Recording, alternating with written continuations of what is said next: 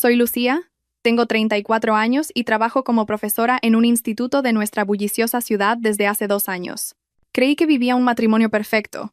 Pensé que había encontrado a mi compañero de vida, alguien que me protegería, valoraría y apoyaría en cualquier circunstancia. Mi esposo, Adrián, era todo lo que deseaba: atento, cariñoso, siempre preocupado por mi bienestar y constantemente pendiente de mí. Trabajaba como ingeniero de software desde casa, así que siempre estaba allí cuando regresaba de la escuela. A veces preparaba la cena o cocinábamos juntos. Me preguntaba sobre mi día, escuchaba mis historias con los estudiantes y reía con mis chistes. Y cada noche, sin excepción, me traía mis vitaminas con un vaso de agua, me besaba la frente con ternura y me decía que me quería. Con su sonrisa que derretía mi corazón decía: «Debo cuidar la salud de mi querida. Confié en él, Dios mío. Confié en él con todo lo que tenía. Mi corazón, mi vida y mi futuro. Le di cada pedazo de mí y no le oculté nada. Y la confianza puede ser lo más peligroso que le das a alguien, porque lo que descubrí cuando dejé de tomar esas pastillas, cuando finalmente abrí los ojos a lo que realmente estaba sucediendo en mi casa, en mi dormitorio y en mi cuerpo, lo destrozó todo. Destruyó cada recuerdo, contaminó cada momento y convirtió cada palabra de amor en una mentira. Destrozó todo lo que sabía sobre el hombre con el que me casé, sobre la vida que vivía e incluso sobre mi propia identidad. Pero antes de adentrarme en todo eso y antes de contarles la pesadilla que viví, les pido algo. Si están viendo esto ahora, por favor, denle a me gusta y suscríbanse al canal. Necesito que esta historia llegue a la mayor cantidad de personas posible, porque si esto me pasó a mí, una mujer educada, profesora y precavida, puede pasarle a cualquiera. Dejen un comentario diciendo desde dónde están viendo y qué hora es ahora para ustedes. Leo todos los comentarios, y eso me hace sentir que no estoy sola, y que mi historia le importa a los demás. Créanme, querrán saber cómo terminó todo esto, qué encontré, qué hice y cómo sobreviví. Permítanme llevarlos de vuelta al principio, cuando las cosas aún eran normales, o eso me parecía. Adrián y yo nos casamos hace 3 años. Nos conocimos en una conferencia tecnológica, donde yo estaba con algunos estudiantes en un evento científico y él estaba dando una presentación sobre ciberseguridad. ¡Qué ironía! El hombre que afirmaba proteger los sistemas era la mayor amenaza para mi seguridad personal, pero yo no lo sabía entonces. Era encantador, inteligente y amable. Salimos durante 1 año antes de que me pidiera matrimonio, y la boda fue hermosa y tranquila, solo con amigos cercanos y familiares. Mi madre lo quería, mi padre lo quería, todos querían a Adrián. El primer año de matrimonio fue maravilloso. Viajamos un poco, decoramos nuestra casa juntos, y hablamos de formar una familia algún día. Era feliz, una felicidad genuina y profunda. Luego, unos 6 meses antes de que todo se desmoronara, Adrián comenzó con algo nuevo. Dijo que había estado leyendo sobre salud y bienestar y sobre la importancia de las vitaminas y los suplementos, especialmente para profesionales con trabajos estresantes como la enseñanza. Compró estas vitaminas, que parecían cápsulas normales, en un frasco de una tienda de alimentos saludables. Dijo que era una mezcla especial de vitamina D, un complejo de vitamina B y magnesio, cosas que ayudaban a dormir, al estrés y a la energía. Estaba muy emocionado e interesado, diciendo: «Cariño, trabajas muy duro y siempre vuelves agotada. Déjame cuidarte». Y se lo permití, Dios mío, le permití que me cuidara. Y esa decisión, ese simple acto de confianza, se convirtió en mi peor pesadilla. Al principio, todo parecía ir bien. Tomaba las vitaminas, dormía y me despertaba sintiéndome descansada. Pero lentamente, las cosas comenzaron a cambiar. Empecé a notar lagunas en mi memoria. Adrián sacaba a colación conversaciones que habíamos tenido y que yo no recordaba en absoluto. Decía: «¿No recuerdas cuando me dijiste que deberíamos renovar la habitación de invitados? ¿O dijiste que querías visitar a tu hermana el próximo mes?». Yo lo miraba atónita porque no recordaba haber dicho esas cosas. Él se reía y me decía que trabajaba demasiado y que necesitaba relajarme más y dormir más tiempo. Pero no eran solo las conversaciones. Me despertaba completamente agotada, a pesar de dormir 9 o 10 horas por noche. Enseño inglés en el instituto, y empecé a tener dificultades para terminar mis clases. Me paraba frente a mi clase, y de repente mi mente se quedaba en blanco. Olvidaba lo que estaba enseñando, y perdía el hilo de mis pensamientos a mitad de una frase. Mis estudiantes empezaron a notarlo, y un día uno de ellos me preguntó si estaba bien, y me di cuenta de que no lo estaba, pero no sabía por qué. Luego estaba lo de la ropa de dormir. Me acostaba con una cosa y me despertaba con algo completamente diferente. Me acostaba con mi camiseta ancha favorita y me despertaba con un camisón que apenas recordaba tener. Cuando le pregunté a Adrián al respecto, me miró como si estuviera loca y dijo: «Cariño, te cambiaste de ropa en medio de la noche. Estabas medio dormida. Tal vez no lo recuerdas». Y acepté esa explicación. ¿Qué otra razón podría haber? Los moretones comenzaron a aparecer después de 2 meses. Eran pequeños al principio en la parte superior de mi brazo, como si fueran huellas dactilares. Los noté una mañana mientras me preparaba para el trabajo y sentí un escalofrío por todo mi cuerpo. Le pregunté a Adrián sobre ellos esa noche, tratando de mantener mi voz tranquila a pesar de que mis manos temblaban. Él parecía preocupado, y dijo que tal vez me golpeaba con cosas sin darme cuenta, o que tal vez tenía anemia, lo que causaba moretones fácilmente. Sugirió que viera a un médico e incluso se ofreció a concertar la cita por mí. Y de hecho concertó la cita y me llevó allí, sentándose en la sala de espera como el esposo solidario que pretendía ser. El médico me hizo análisis de sangre, y todos los resultados fueron normales. La doctora sugirió que tal vez sufría de estrés y que debería considerar tomar medicamentos para la ansiedad. Adrián captó la idea de inmediato y dijo que era perfectamente lógico, ya que la enseñanza es un trabajo estresante, y que tal vez me presionaba demasiado. La doctora escribió una receta, y Adrián la recogió ese mismo día. Más pastillas, más cosas para tragar, para confiar y para permitir que entraran en mi cuerpo sin cuestionar. Pero la verdad es que nunca me había sentido ansiosa antes de todo esto. Amaba mi trabajo y mi vida. La ansiedad llegó después de las lagunas en la memoria, después del agotamiento y después de sentir que algo andaba terriblemente mal, pero no podía identificar qué era. Mi teléfono se convirtió en otra fuente de confusión. Encontraba mensajes de texto que no recordaba haber enviado. No eran cosas importantes, solo respuestas a amigos, confirmaciones de citas o mensajes aleatorios a mi hermana. Pero no eran mi voz. Eran parecidos a mi estilo, pero incorrectos, demasiado cortos, demasiado formales, y carecían de los emojis y signos de exclamación habituales que uso. Cuando le mencioné esto a Adrián, dijo que probablemente le enviaba mensajes de texto antes de despertarme por completo, y que eso le pasaba a él todo el tiempo. Y de nuevo, le creí. ¿Por qué no habría de creerle? Era mi esposo, me amaba, y no tenía motivos para mentirme. O al menos eso pensaba. Las cosas escalaron después de 4 meses. Estaba en la escuela durante mi periodo de planificación y llamé a mi mejor amiga, Elena. Somos amigas desde la universidad y ella me conoce mejor que nadie. Me preguntó si estaba bien y dijo que no había sido yo misma cuando nos vimos el fin de semana pasado. Dijo que parecía estar bajo la influencia de algo, que mis ojos estaban vidriosos y que me movía y hablaba lentamente, como si estuviera drogada. Me aterroricé y le dije que no tomaba nada más que las vitaminas y el medicamento para la ansiedad que me recetó el médico. Pero mientras decía eso, la duda se coló en mi mente. Esa conversación con Elena se quedó en mi cabeza, y empecé a prestar más atención y a cuestionar cosas que había aceptado sin pensar. Y fue entonces cuando noté el cajón cerrado con llave en el escritorio de Adrián en casa. Su oficina siempre fue una zona restringida, y yo respetaba eso durante sus horas de trabajo. Dijo que manejaba información sensible para sus clientes y que necesitaba privacidad, pero una tarde regresé temprano de la escuela debido a un día de trabajo para maestros. Fui a su oficina para preguntarle algo. La puerta estaba abierta, algo inusual, y él no estaba en su escritorio. Tal vez había ido al baño o a buscar un bocadillo, y allí, en el cajón inferior de su escritorio, vi un candado real en un cajón que nunca había estado cerrado con llave durante todo nuestro matrimonio. Mi corazón comenzó a latir con fuerza, y me quedé mirando ese candado, con cada instinto de mi cuerpo gritando que algo andaba mal. Cuando Adrián regresó, le pregunté al respecto con la mayor naturalidad posible. ¿Cuándo empezaste a cerrar este cajón con llave? No levantó la vista de su teléfono y dijo: «Oh, es un cliente nuevo.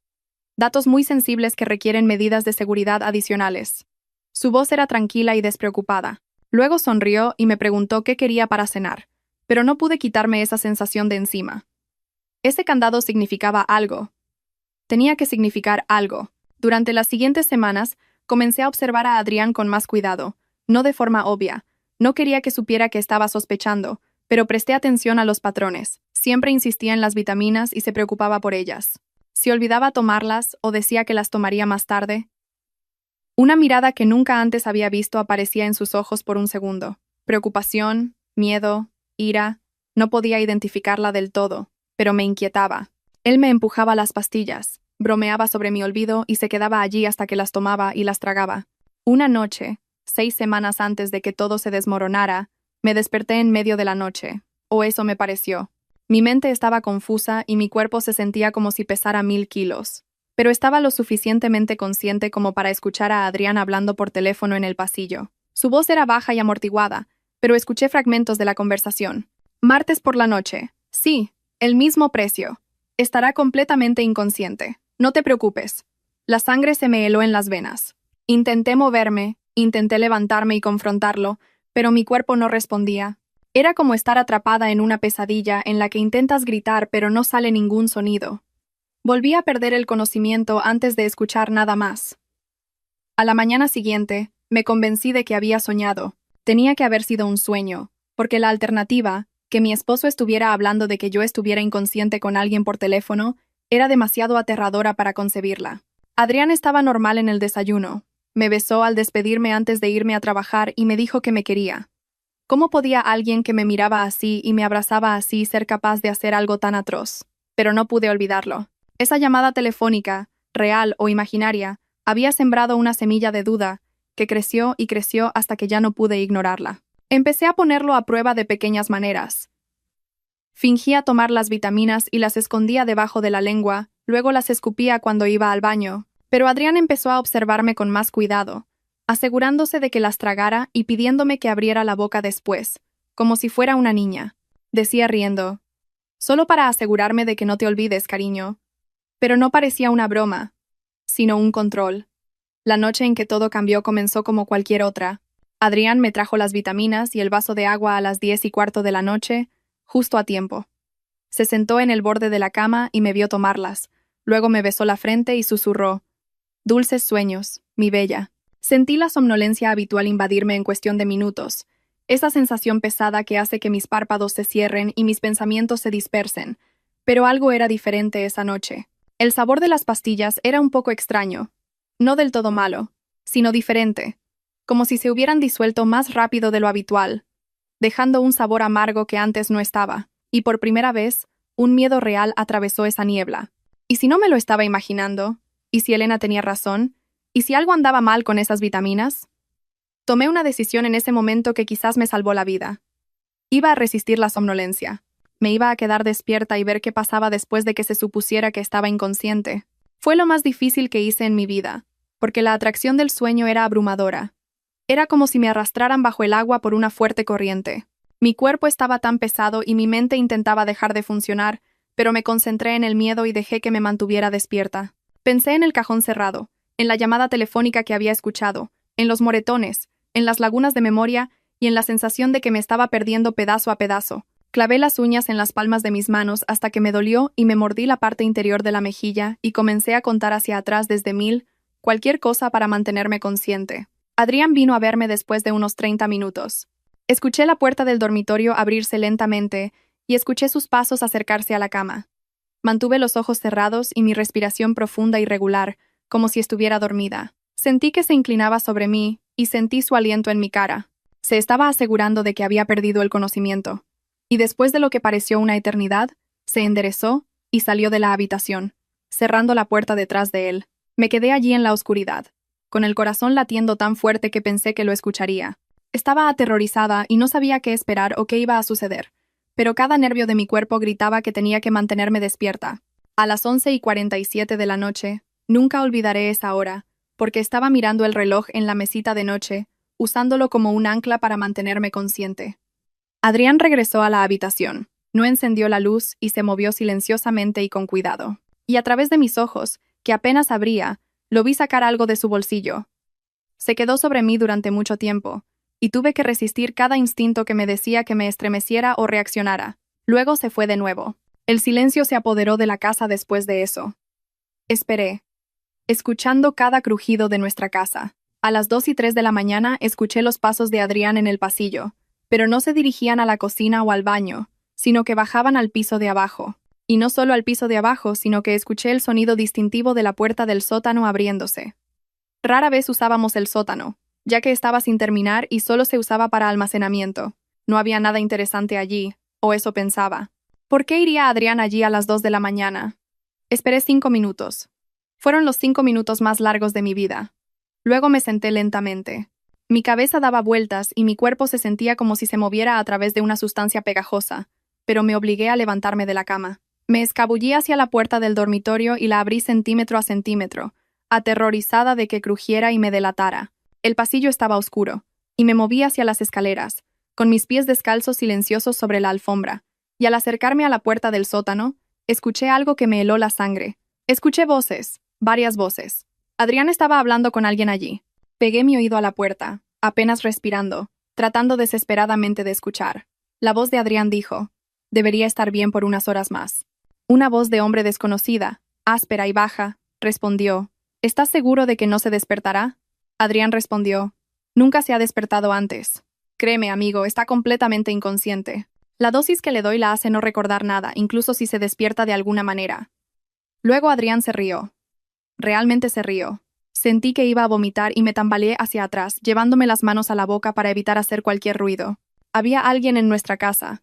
Adrián había dejado entrar a alguien en nuestra casa mientras pensaba que yo estaba inconsciente. Y por la forma en que hablaba no era la primera vez. Debería haber llamado a la policía en ese momento. Debería haber huido, haber tomado mi teléfono y haber pedido ayuda. Pero estaba en estado de shock, no podía pensar con claridad. El hombre al que amaba, el hombre en el que había confiado con todo, me estaba drogando deliberada y regularmente, y traía extraños a nuestra casa mientras yo estaba inconsciente. Las implicaciones me golpearon como un golpe físico. Las lagunas en la memoria, la ropa de dormir diferente, los moretones, la sensación de que algo me había pasado pero no podía recordarlo. Dios mío, ¿qué había hecho? ¿Qué les había permitido hacer? De alguna manera logré regresar al dormitorio. Ni siquiera recuerdo haber subido las escaleras o haber caminado por el pasillo. Solo recuerdo haber regresado de repente a la cama, temblando tan violentamente que pensé que me iba a romper. Me cubrí con las sábanas y esperé, escuchando a Adrián regresar al piso de arriba una hora más tarde. Volvió a revisarme y fingí estar muerta. Fingí estar inconsciente mientras gritaba por dentro. La mañana siguiente fue una de las experiencias más surrealistas de mi vida. Adrián me despertó con café y una sonrisa. Me besó la frente y me preguntó cómo había dormido. Lo miré a los ojos, esos ojos que pensé que conocía, y esa cara que había amado, y vi a un completo extraño, un monstruo, pero no podía dejar que supiera que yo lo sabía. Tenía que fingir que todo era normal. Tenía que actuar como la esposa drogada y sumisa que él esperaba. Mentí, diciendo: «Dormí de maravilla», y tomé el café con manos temblorosas, esperando que lo atribuyera a no estar completamente despierta todavía. Y dije: «Gracias, cariño». Él sonrió con esa sonrisa que me había hecho sentir segura, y bajó a preparar el desayuno. En el momento en que se fue, corrí al baño y vomité. Me quedé allí, agarrada al lavabo, mirándome en el espejo. Mi cara estaba pálida, y mis ojos estaban poseídos. Apenas me reconocía. ¿Quién era esta mujer? ¿Cómo permití que esto sucediera? ¿Cómo pude haber sido tan ciega? Pero no tenía tiempo para la autocompasión o el shock. Tenía que averiguar qué estaba pasando. Tenía que conseguir pruebas, porque si iba a la policía solo con mi historia y mis sospechas de que mi esposo me drogaba, ¿me creerían sin pruebas? Eran solo mis palabras contra las suyas. Y Adrián era un maestro mintiendo, tan bueno que lo había estado haciendo durante meses y nunca sospeché nada. Esa mañana, mientras Adrián estaba en el baño, tomé su portátil de su escritorio. Mis manos temblaban tanto que apenas podía escribir. Intenté adivinar su contraseña. Nuestro aniversario, su cumpleaños, mi cumpleaños. Nada funcionó, y el cajón cerrado se burlaba de mí desde el otro lado de la habitación. No tenía nada para abrir la cerradura, y no tenía tiempo para buscar la llave. Volví a colocar el portátil exactamente donde lo encontré y me preparé para ir a trabajar a la escuela. Ese día, yo era un cadáver andante. Di mis clases mecánicamente, apenas consciente de lo que decía. Durante el almuerzo, me senté en mi aula vacía y lloré. Una de mis colegas me encontró y me preguntó si estaba bien, y deseé con todas mis fuerzas poder contárselo todo, pero las palabras no salían. ¿Cómo le dices a alguien que tu esposo te droga, que extraños vienen a tu casa en medio de la noche, y que no sabes lo que le están haciendo a tu cuerpo inconsciente? Parecía una locura incluso en mi mente. Después de la escuela, en lugar de regresar a casa, fui a una tienda de electrónica. Caminé por la tienda aturdida hasta que encontré lo que buscaba. Cámaras ocultas, cámaras muy pequeñas del tipo que se pueden poner en una estantería o esconder en una planta. Compré 2 de ellas y pagué en efectivo para que no hubiera un registro de tarjeta de crédito que Adrián pudiera ver. Mis manos temblaban mientras las llevaba a mi coche. y me senté en el aparcamiento durante 20 minutos, mirando fijamente la bolsa de la compra en el asiento del pasajero. Esta era la línea que iba a cruzar. Y una vez que plantara estas cámaras, y una vez que reuniera esta evidencia, no habría vuelta atrás. Mi matrimonio terminaría, y mi vida tal como la conocía terminaría. Pero ¿qué otra opción tenía? No podía seguir viviendo así.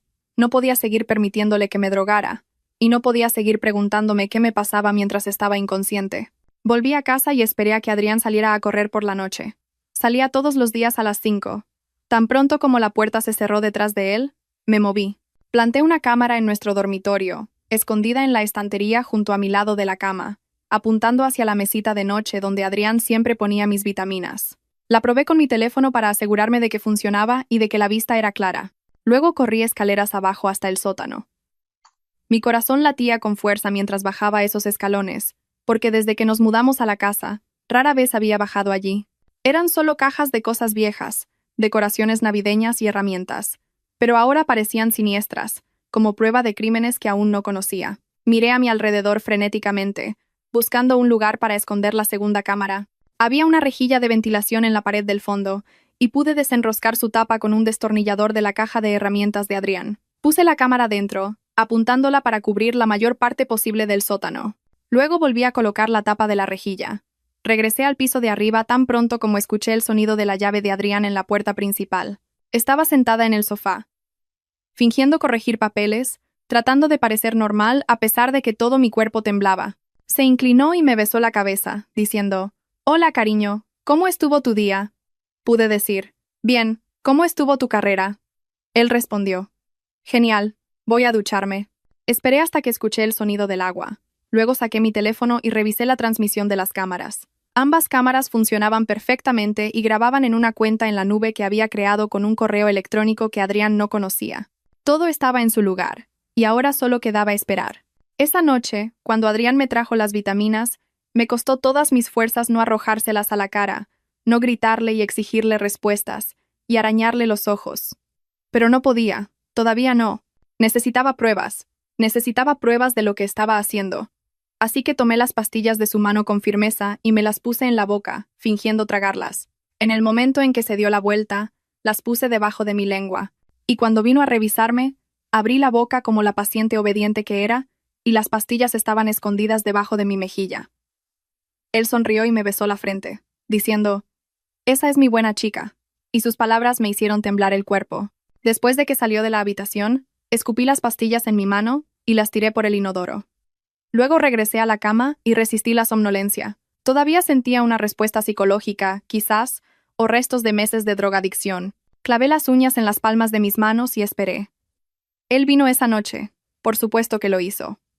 A la 1:15 de la mañana, escuché la puerta del sótano abrirse, pero esta vez no lo seguí. En cambio, dejé que las cámaras hicieran su trabajo. Me quedé en la cama, con los ojos cerrados y el corazón acelerado, mientras mi esposo hacía lo que Dios sabe en el sótano. Regresó 1 hora más tarde, me revisó de nuevo y se acostó a mi lado, como si nada hubiera pasado. Lo hice durante 3 noches. 3 noches fingiendo tomar las pastillas, 3 noches resistiendo para mantenerme despierta, 3 noches escuchando a mi esposo escabullirse por nuestra casa, mientras creía que yo estaba drogada e inconsciente. La 4ª noche no bajó al sótano. Quizás había conseguido lo que quería para la semana, o quizás sus clientes, o quienesquiera que fueran, estaban satisfechos. No lo sabía. Solo sabía que no podía esperar más. Tenía que ver lo que esas cámaras habían grabado. A la mañana siguiente, Adrián me dijo que iba a salir a hacer unos recados, y que quizás almorzaría con un amigo del trabajo, y que estaría fuera la mayor parte del día. Tan pronto como su coche salió del aparcamiento, cogí mi portátil y abrí la transmisión de las cámaras. Quiero que entiendan algo. Pensé que estaba preparada. Pensé que sabía lo que iba a ver, y pensé que ya nada podía sorprenderme después de todo lo que había descubierto. Estaba equivocada, muy equivocada. Las cámaras del dormitorio mostraron exactamente lo que esperaba. Adrián me trae las pastillas, me mira mientras las tomo, me revisa después de que se supone que estoy inconsciente. Pero los datos de tiempo fueron lo que me mató, ya que mostraron que esto había estado sucediendo durante 7 meses. 7 meses, y no 6 como yo pensaba. Había empezado a drogarme incluso antes de que yo notara los primeros síntomas. Y la cámara también mostró otras cosas. Adrián revisando mi teléfono mientras estoy inconsciente, escribiendo mensajes y borrando cosas. Adrián cambiándome de ropa y poniéndome en ciertas posiciones. Lo vi mover mi cuerpo inerte como si fuera una muñeca, y la violación en esa profanación absoluta de mi confianza me hizo querer quemar el mundo. Pero eso no era nada comparado con la grabación del sótano. Vi a mi esposo, el hombre al que prometí amar para siempre, trayendo hombres a nuestra casa. Lo vi guiándolos al sótano, donde había colocado una cámara en un trípode, y me di cuenta de lo que estaba pasando. No solo estaba dejando entrar a la gente en nuestra casa, sino que les estaba cobrando. Les estaba cobrando dinero para que vinieran a nuestra casa mientras yo estaba drogada e inconsciente arriba. Las imágenes de la cámara lo mostraron recibiendo dinero en efectivo y mostrándoles fotos en su teléfono. Mis fotos. Claramente. Basándose en sus reacciones. Y vi el dinero pasar de mano en mano. La cámara mostró a los hombres de pie en la parte superior de las escaleras, mirando hacia donde yo estaba inconsciente, y la expresión en sus caras me dio ganas de vomitar. Vi a Adrián mostrándoles algo en su portátil en el sótano, y ellos se reían, asentían y le entregaban el dinero. Las imágenes no mostraban lo que les estaba mostrando en el portátil, pero pude imaginar fotos mías, videos míos, y contenido producido mientras yo estaba drogada, incapaz de consentir o resistir, o incluso saber qué estaba sucediendo. Me senté allí en la mesa de la cocina, viendo estas imágenes, y no pude respirar. El hombre al que amaba, el hombre en el que había confiado con mi vida, estaba traficando con mi cuerpo. Estaba creando contenido mío sin mi conocimiento ni consentimiento, y vendiendo el acceso a él durante meses, durante 7 malditos meses, me estaba violando de formas que ni siquiera podía comprender del todo, y no tenía ni idea. Encontré archivos en el almacenamiento en la nube, cientos de archivos con fechas que se remontaban a 7 meses. No pude obligarme a abrirlos. No quería ver lo que había hecho, lo que había grabado, y cómo había colocado mi cuerpo inconsciente para sus clientes enfermos. La verdad de su existencia era suficiente. La verdad de que había hecho esto. Mi esposo, el hombre que se paró en el altar y prometió amarme y valorarme, era suficiente. No pude ver más. Cerré mi portátil de golpe y corrí al baño, donde vomité hasta que no quedó nada. Me derrumbé en el suelo del baño, sollozando tan violentamente que pensé que me iba a romper. ¿Cómo había sucedido esto? ¿Cómo me había casado con un monstruo sin saberlo? ¿Cómo permití que esto continuara durante 7 meses? Pero luego la tristeza se convirtió en ira, una ira blanca y ardiente que consumió el shock y el horror. Él me había hecho esto, me había violado, me había usado y me había vendido mientras dormía. Robó 7 meses de mi vida, robó mi sentido de seguridad y robó mi capacidad de confiar, y iba a pagar por ello. Si esto era lo último que hacía, me aseguraría de que pagara por cada momento de lo que había hecho. No confiaba en mí misma para quedarme en esa casa. Empaqué una maleta con manos temblorosas. Ropa, artículos de tocador, mis documentos importantes. Y copié todas las grabaciones de la cámara a 3 servicios en la nube diferentes, las guardé en unidades de almacenamiento externas y me las envié a mí misma a través de varias direcciones de correo electrónico. No iba a perder esa evidencia, y no iba a dejar que se saliera con la suya. Luego llamé a Elena. «Te necesito», dije cuando respondió, con mi voz temblorosa. «Por favor, te necesito ahora», ella dijo. De inmediato. Sin preguntas. «Voy para allá». «¿Dónde estás?», dije. «Me voy de casa. No puedo quedarme aquí. Encuéntrame en el café de la calle Beaumont». «Ya estoy en mi coche». Tiré mi maleta en el maletero y me fui. No dejé una nota, no me despedí, simplemente salí de esa casa de horror y me alejé, y nunca volví. Elena estaba en el café cuando llegué, y tan pronto como vio mi cara, supo que algo terrible había pasado. Nos sentamos en una mesa de esquina, lejos de todos, y le conté todo, cada detalle, desde las vitaminas hasta las lagunas en la memoria, el cajón cerrado, las cámaras y lo que vi en las grabaciones. Vi su cara pasar por el shock, el horror, la ira y finalmente la determinación. Dijo, «Vamos a llamar a la policía ahora mismo. No vamos a esperar, no vamos a pensar. Lo haremos ahora». Le pregunté, con mi voz sonando pequeña, «¿Y si no me creen?». Ella respondió, «Lucía, tienes pruebas de video. Tienes fechas y horas. Y todo. Te creerán. Y aunque no lo hagan, haremos que te crean. No estás protegiendo a este monstruo, y no vas a dejar que se salga con la suya». Tenía razón. Sabía que tenía razón, pero hacer esa llamada seguía siendo una de las cosas más difíciles que había hecho. Fuimos a casa de Elena. No podía enfrentarme a ir a la comisaría todavía, y no podía soportar entrar en ese edificio y decir esas cosas en voz alta a extraños. Elena llamó al número de emergencia y explicó que su amiga necesitaba denunciar un delito grave, y enviaron agentes a su casa en 30 minutos. Los dos agentes que vinieron fueron pacientes y profesionales. Una de ellas era una mujer, la detective Sara Martínez, y nunca olvidaré su cara. Cuando comencé a contar mi historia, no me interrumpió ni me interrogó, simplemente me dejó hablar. Les mostré las grabaciones de la cámara en mi portátil. No todas. No podía soportar verlas todas de nuevo, pero lo suficiente para mostrar a Adrián drogándome, y lo suficiente para mostrar a los hombres que venían a nuestra casa, y lo suficiente para mostrar el dinero cambiando de manos. La expresión de la detective Sara pasó de la preocupación a la ira furiosa, y me dijo con voz firme: «Señora, lo que ha hecho su esposo es un delito grave. De hecho, es una serie de delitos graves. Necesitaremos que venga a la comisaría para hacer una declaración oficial, y necesitaremos toda esta evidencia. Además, debemos obtener una orden de protección de emergencia para usted». Le pregunté atónita: «¿Hoy? ¿Se puede hacer hoy?». Ella respondió: «Haremos todo lo posible. Esta es una amenaza directa a su seguridad, y debemos actuar rápidamente». Fuimos a la comisaría. Y fue una sensación extraña sentarse en la sala de interrogatorios y dar mi declaración mientras la detective Sara grababa cada palabra. Me hizo preguntas que nunca se me habrían ocurrido, y me hizo relatar detalles que había intentado desesperadamente olvidar. Fue meticulosa en su trabajo y empática al mismo tiempo. Y al final del interrogatorio por primera vez sentí que quizás iba a sobrevivir a esta pesadilla. La orden de protección fue aprobada esa noche, y a Adrián se le prohibió contactarme, acercarse a mí o estar en cualquier lugar donde yo estuviera. Pasé esa noche en casa de mi amiga Elena, y nos sentamos en su sofá en un silencio absoluto, porque no había palabras para expresar la magnitud de lo que sentía. Y a la mañana siguiente, la policía ejecutó una orden de registro en mi casa, o lo que solía ser mi casa. La detective Sara me llamó alrededor de las 12 del mediodía para decirme que lo habían encontrado todo. El cajón cerrado del escritorio de Adrián contenía discos duros llenos de fotos y videos míos, algunos de los cuales se remontaban a antes de nuestro matrimonio, es decir, antes de que empezara a drogarme regularmente. Había estado planeando esto y construyéndolo desde el principio, al parecer.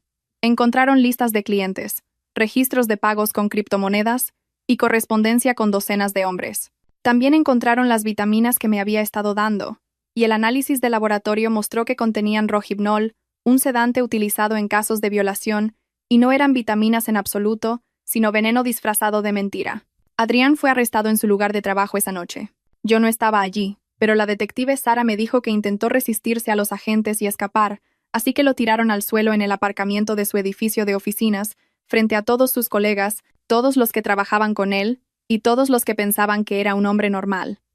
Todos presenciaron el momento de su arresto por drogar y traficar con su esposa. Me llamó desde la cárcel, y no sé cómo consiguió mi número, ya que se suponía que no debía llamarme. Pero mi teléfono sonó 2 días después de su arresto, y era él. Casi no contesto, pero algo dentro de mí necesitaba escuchar su voz, saber qué se atrevería a decirme después de lo que había hecho. Dijo: «Lucía». Y su voz sonaba tan normal, exactamente como la voz de Adrián de la que me había enamorado. Y añadió: «Cariño, por favor, todo esto es un malentendido. Puedo explicarlo todo». Me reí, realmente me reí. Y el sonido de mi risa sonó desquiciado incluso en mis propios oídos. Y le dije: «¿Explicar qué, Adrián? Explicar cómo me drogaste durante 7 meses. Explicar cómo vendiste el acceso a mi cuerpo mientras estaba inconsciente. ¿Qué parte exactamente quieres explicar?». Respondió con voz desesperada: «No fue así. Te juro que no permití que nadie te tocara. Eran solo fotos, solo videos, y tú dormías. Nada más. Necesitaba dinero. Teníamos deudas». Le grité por teléfono: «No teníamos deudas.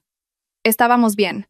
Hiciste esto porque eres un enfermo, porque eres un depredador y un monstruo, y viste la oportunidad de violar a tu esposa por dinero». Él suplicó: «Lucía, por favor», y le dije con voz fría y muerta: «Espero que te pudras en la cárcel. Espero que pases cada día del resto de tu miserable vida pensando en lo que hiciste. Espero que nunca conozcas la paz y que la culpa te destruya». Luego colgué. Intentó volver a llamar, pero bloqueé el número, y esa fue la última vez que hablé con Adrián. Los procedimientos legales fueron agotadores, y tuve que testificar ante un jurado. Tuve que sentarme en una sala llena de extraños y describir lo que me había pasado en detalle, lo que descubrí y cómo me sentí al ver las grabaciones de la cámara. Las mujeres lloraron y uno de los hombres del jurado tuvo que salir de la sala debido a lo conmovido que estaba. Pero acusaron a Adrián de múltiples cargos: administrar drogas sin consentimiento, explotación sexual distribución de imágenes íntimas sin consentimiento, trata de personas y otros delitos relacionados. La fiscal me dijo que era uno de los casos más sólidos que había visto, porque fui lo suficientemente inteligente como para obtener las pruebas antes de confrontarlo.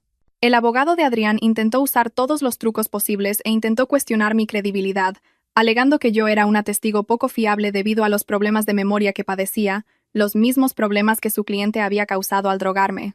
Intentó alegar que había un acuerdo entre Adrián y yo, y que yo había consentido en ser filmada, pero la fiscalía destruyó ese argumento por completo. Demostraron que yo fui drogada sin mi conocimiento y mostraron las listas de clientes, los pagos y las pruebas de que se trataba de un negocio para Adrián. También encontraron a algunos de sus clientes y les ofrecieron inmunidad a cambio de testificar, y 3 de ellos aceptaron la oferta. 3 hombres se presentaron y testificaron que le habían pagado a Adrián por el acceso a fotos y videos.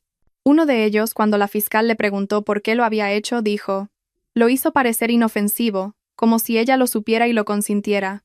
Dijo que le encantaba y que era parte de su matrimonio». Y cuando la fiscal le mostró imágenes de Adrián drogándome, el hombre comenzó a llorar y dijo: «No lo sabía, juro que no sabía que la drogaba». Pero ellos lo sabían, todos lo sabían a algún nivel, porque nadie paga dinero por fotos secretas de la esposa inconsciente de alguien si piensa que es legal y normal. Nadie se cuela en la casa de alguien a las 2 de la mañana por razones inocentes. Lo sabían y participaron de todos modos, y espero que vivan con esa culpa para siempre. El juicio duró 8 meses. 8 meses de mi vida consumidos por esta pesadilla, donde tuve que revivirla una y otra vez en cada sesión o reunión con la fiscalía. 8 meses de terapia, donde intenté asimilar la violación, la traición y la destrucción total de todo lo que pensaba que representaba mi vida. 8 meses viviendo con Elena, porque no podía soportar estar sola, y no podía soportar dormir sin revisar cada cerradura 3 veces, y no podía soportar cerrar los ojos sin preguntarme si alguien me estaba observando. Mi terapeuta, Carmen, fue lo único que me mantuvo cuerda durante ese tiempo. Me ayudó a entender que lo que me había pasado no fue mi culpa, y que no podía haberlo sabido, prevenido o hecho algo diferente. Me ayudó a liberarme del abrumador sentimiento de culpa que me decía que debería haber visto las señales, haber cuestionado las vitaminas y haber sido más inteligente o cuidadosa. Me dijo en una sesión: «Lucía, los depredadores son buenos en lo que hacen. Son manipuladores expertos. Adrián no te eligió porque fueras débil o estúpida, sino que te eligió porque eras amable, confiada y amorosa. Estas son cualidades buenas. Él fue quien las usó como arma contra ti. Pero eso no las convierte en malas cualidades, ni te convierte en una mala persona». Me llevó meses empezar a creerle. La terapia no se trataba solo del trauma de lo que Adrián había hecho, sino de reconstruir completamente mi autoestima, porque él también me la había robado. Ya no sabía quién era. ¿Era la mujer que pensé que era durante esos 7 meses? ¿O esa personalidad era una falsificación? ¿Solo un ser drogado que no existía realmente? La doctora Carmen me ayudó a ver que seguía siendo yo, la maestra que ama a sus alumnos, la amiga leal y la mujer que valora la honestidad y la amabilidad. Todo eso no se había destruido, sino que había sido enterrado bajo el trauma y la violación, y solo tenía que desenterrarlo de nuevo. El juicio finalmente llegó al jurado en el 7º mes. Tuve que subir al estrado durante 3 días, mientras el abogado de Adrián intentaba hacerme parecer poco fiable, perturbada y vengativa. Sugirió que me había inventado toda la historia porque estaba enojada por otra cosa en nuestro matrimonio, y que yo misma había colocado las cámaras y falsificado las grabaciones. La fiscal objetó la mayor parte de su discurso, y el juez confirmó las objeciones, pero el daño ya estaba hecho. Tuve que sentarme allí y defenderme a mí misma, mi memoria y mi realidad contra un hombre al que le pagaban por destruirme de nuevo. Pero la fiscalía presentó las pruebas, los discos duros del cajón de Adrián, los testimonios de los clientes, los resultados del laboratorio, los registros de pago con criptomonedas, los metadatos de las fotos que mostraban que fueron tomadas mientras yo estaba completamente inconsciente, y el testimonio del experto médico sobre los efectos del Rohypnol. El jurado deliberó durante 6 horas. 6 horas que parecieron 6 años, mientras yo me sentaba en el pasillo del tribunal, Elena a un lado y mi madre al otro. Regresaron con un veredicto de culpabilidad en todos los cargos. Me derrumbé. Realmente me derrumbé en los brazos de Elena, y lloré tan fuerte que pensé que nunca pararía. Se acabó. El juicio terminó. Me creyeron, vieron las pruebas y decidieron que Adrián realmente había hecho estas cosas, y que yo decía la verdad. La sentencia fue 3 semanas después. Presenté una declaración de impacto de la víctima y me paré en esa sala, Miré a Adrián a los ojos por primera vez desde su arresto y le dije exactamente lo que me había hecho. Le dije, con mi voz sin temblar, robaste 7 meses de mi vida. Robaste mi sentido de seguridad, mi capacidad de confiar y mi paz mental. Convertiste mi cuerpo en una escena del crimen y me hiciste tener miedo de dormir, comer y estar en mi propia casa. Me mirabas a los ojos todos los días y me mentías mientras me violabas de la peor manera posible. Me hiciste dudar de mi propia mente, mi memoria y mi valía. Adrián estaba llorando. Tuvo la audacia de sentarse allí y llorar, como si fuera la víctima. Quizás su abogado le había dicho que mostrara remordimiento, pero sus lágrimas no significaban nada para mí. Continué, diciendo, nunca volveré a confiar como antes, y nunca volveré a sentirme completamente segura. Me quitaste eso, y nunca lo recuperaré. Pero esto es lo que no me quitaste. No me quitaste mi fuerza, ni mi resiliencia, ni mi determinación de sobrevivir y construir una vida mejor de la que tenía contigo. ¿Pensaste que podías romperme y controlarme? Pero sigo aquí, sigo de pie mientras tú estás encadenado. El juez lo condenó a 18 años de prisión, 18 años sin posibilidad de libertad condicional antes de al menos 12 años. También tendrá que registrarse como delincuente sexual por el resto de su vida cuando salga, si es que sale. Tendrá más de 50 años, y todos sabrán la verdad sobre él. Cada solicitud de empleo, cada alquiler de apartamento, cada interacción con la sociedad estará marcada por lo que me hizo. 18 años no son suficientes para 7 meses de violación y para el trauma que llevaré toda mi vida, pero es algo. Es justicia en la medida en que nuestro sistema legal puede ofrecerla. El proceso de divorcio terminó 6 meses después de que concluyera el juicio penal. Lo conseguí todo. La casa, que vendí de inmediato porque no quería volver a verla, y las cuentas de ahorro. Su abogado no pudo negociar porque su cliente era un criminal convicto. Doné la mayor parte del dinero a organizaciones que apoyan a sobrevivientes de violencia sexual y guardé lo suficiente para pagar mis deudas estudiantiles y empezar de nuevo en otro lugar. No podía quedarme en esa ciudad, porque en todas partes veía fantasmas. Nuestro restaurante favorito, donde me llevaba a citas mientras planeaba violarme. La tienda donde comprábamos juntos mientras me drogaba. El gimnasio donde fingía ser un esposo leal mientras vendía mi cuerpo. Me mudé a una nueva ciudad y comencé una nueva vida. Un nuevo trabajo en otro instituto. Elena me ayudó a mudarme y a arreglar mi nuevo apartamento, y se quedó conmigo durante la primera semana hasta que me sentí estable. Mi madre quería que volviera a vivir con ella, pero yo necesitaba independencia. Necesitaba demostrarme a mí misma que podía vivir, dormir y estar sola sin que el miedo me consumiera. Fue difícil al principio, Dios mío. Fue muy difícil. Me despertaba en medio de la noche aterrorizada, convencida de que había alguien en mi apartamento. Revisaba cada cerradura 5 veces antes de acostarme, y coloqué cámaras de seguridad reales esta vez. Cámaras que controlo y monitoreo obsesivamente. No podía tomar ningún medicamento sin tener un ataque de pánico, ni siquiera analgésicos comunes, porque la vista de las pastillas me enfermaba físicamente. Continué mi terapia con una nueva terapeuta en mi ciudad. Y trabajamos en el trastorno de estrés postraumático, en la hipervigilancia y los ataques de pánico, y en reconstruir mi capacidad de confiar y permitir que la gente se acercara a mí.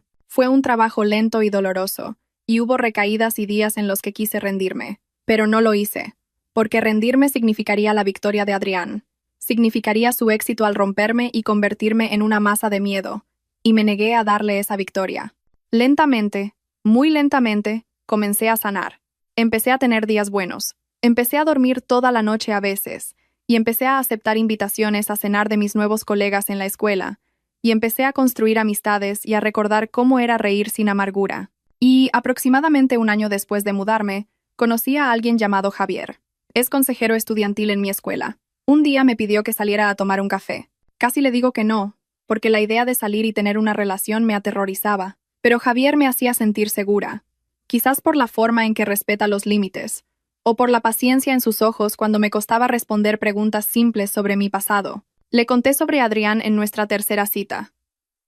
Estábamos en su coche fuera de mi apartamento, y me pidió que lo besara, y esa pregunta desencadenó algo dentro de mí. Y antes de darme cuenta, le estaba contando todo, sobre las vitaminas, las cámaras, el juicio y cada detalle. Estaba temblando al final, convencida de que se escaparía y de que nadie querría a alguien tan destrozado como yo. Javier se quedó en silencio durante mucho tiempo. Luego dijo, «Gracias por confiar en mí y contarme esto.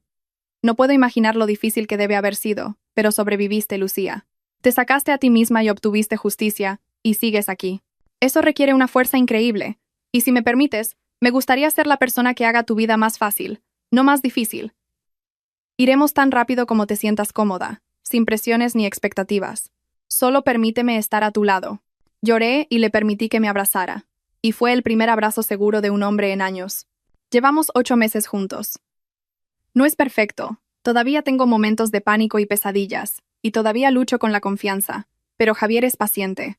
Me recuerda que tome mis medicamentos para la ansiedad cuando se me olvida, y no me presiona, y me permite revisar su teléfono cuando la obsesión me agobia, aunque odio mi necesidad de hacerlo. Él me ayuda a aprender que no todos los hombres son depredadores, y que la intimidad puede ser segura, y que merezco un amor que no venga con costos ocultos. Han pasado 2 años desde esa noche en que fingí tomar las pastillas y descubrí la verdad.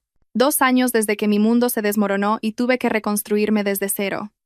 Algunos días todavía no puedo creer lo que pasó, y otros días me despierto esperando que todo haya sido una pesadilla, y que me encuentre en mi antigua casa con Adrián, trayéndome mi café matutino como de costumbre.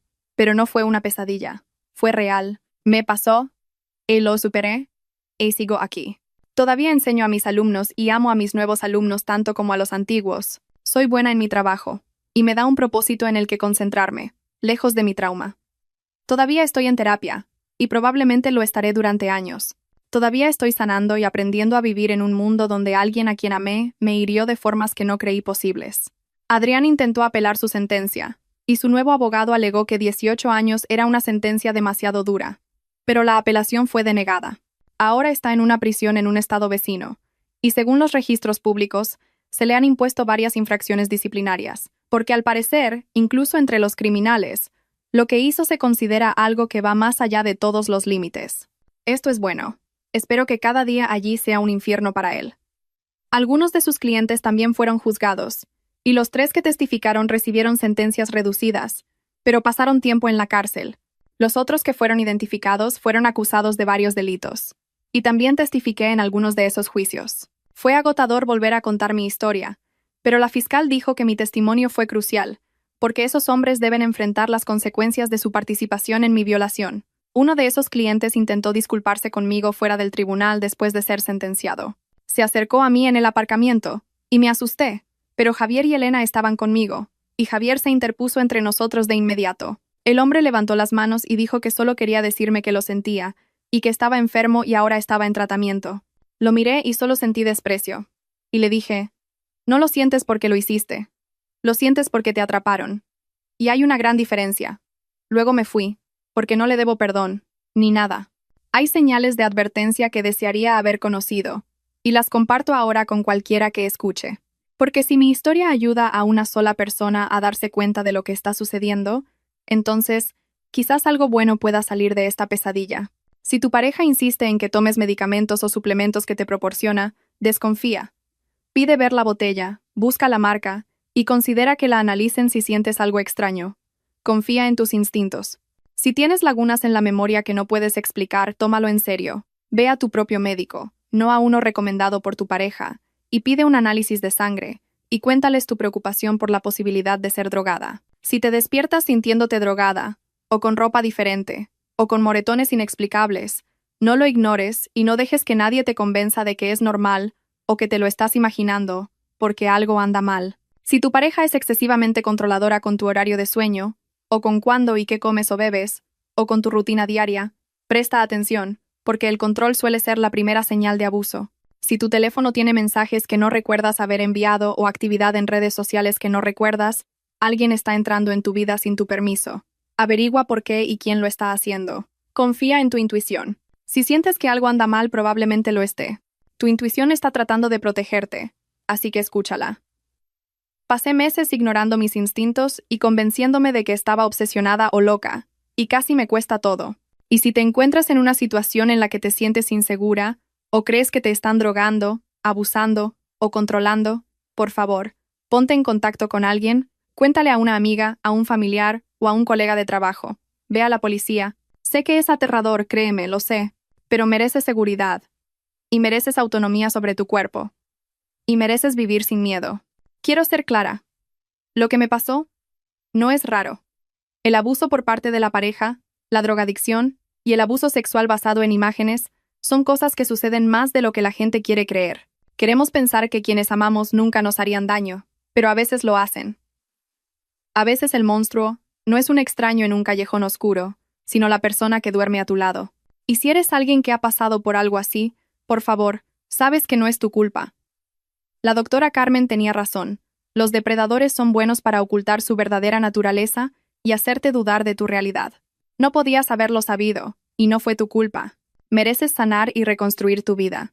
Y mereces seguridad, paz y amor de nuevo. No será fácil, pero es posible, porque eres más fuerte de lo que crees. Soy Lucía, tengo 36 años ahora, profesora de inglés en una nueva ciudad. Tengo una pareja que me respeta, amigos que me apoyan y una terapeuta que me ayuda en los días difíciles. Duermo en un apartamento con buenas cerraduras y cámaras de seguridad que controlo. No tomo ningún medicamento que no me haya recetado un médico en el que confío. Estoy sanando lenta pero constantemente de la peor violación imaginable. Y estoy aquí para decirte que si yo pude sobrevivir a lo que Adrián me hizo y volver de ese pozo oscuro, tú también puedes sobrevivir a lo que sea que estés enfrentando. Puedes seguir adelante, reconstruir y recuperar tu vida de la persona que intentó destruirla. Adrián me robó 7 meses, y me quitó mi seguridad, mi confianza y mi inocencia. Pero no me quitó mi fuerza, ni mi determinación de vivir y prosperar a pesar de lo que hizo. Sigo aquí, sigo de pie, y tú también puedes hacerlo. Si llegaste al final de mi historia, gracias por escuchar, y gracias por ser testigo de lo que me pasó. Por favor, comparte este video si crees que puede ayudar a alguien, y suscríbete para seguir mi viaje de sanación. Y déjame un comentario diciéndome desde dónde estás viendo y qué hora es para ti, y si mi historia tocó tu corazón de alguna manera.